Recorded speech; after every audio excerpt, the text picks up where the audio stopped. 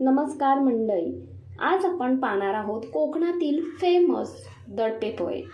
तर त्यासाठी इथे एका भांड्यामध्ये 3 मोठ पोहे घेतले। पोहे घेताना जाड पोहे घ्यायचे, जे आपण कांदे पोह्याला वापरतो तेच पोहे।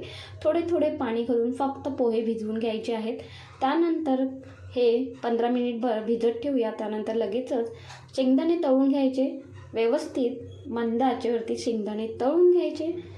तळून घेतलेले शेंगदाणे बाजूला ठेवूया। एका भांड्यामध्ये कांदा, खवलेले ओले खोबरे, 2 चमच साखर, कोथिंबीर, मीठ चवीनुसार, अर्धा लिंबाचा रस, हे सर्व साहित्य घातल्यानंतर हाताने व्यवस्थित एकजीव करून घ्यायचे। छान असे एकजीव करून घेतल्यानंतर आपल्याला लगेचच आता हे पोह्यामध्ये घालून घ्यायचे आहेत। तर पोहेसुद्धा मस्त असे भिजले गेले आहेत, इथे पाहताय। तर ही रेसिपी एकदा नक्कीच तुम्ही करून पहा। त्यानंतर हे सर्व कांदा खोबऱ्याचं जे साहित्य आहे ते सर्व घालून घ्यायचे। त्यानंतर खमंग फोडणी घालण्यासाठी फोडणी पात्रामध्ये तेल गरम करायला ठेवले।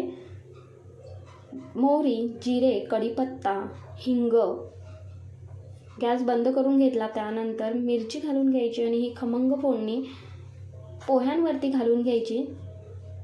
चम्मचने हे व्यवस्थित एकजीव करून घ्यायचे। त्यानंतर यामध्ये शेंगदाणे घालून घेते। त्यानंतर हे व्यवस्थित हातानेच एकजीव करून घ्यायचे। तर इथे आपले मस्त असे दडपे पोहे तयार झालेले आहेत। कोकणामध्ये अशाच पद्धतीने दडपे पोहे बनवले जातात। इथे प्लेटसुद्धा आपण सर्व करून घेतलेली आहे।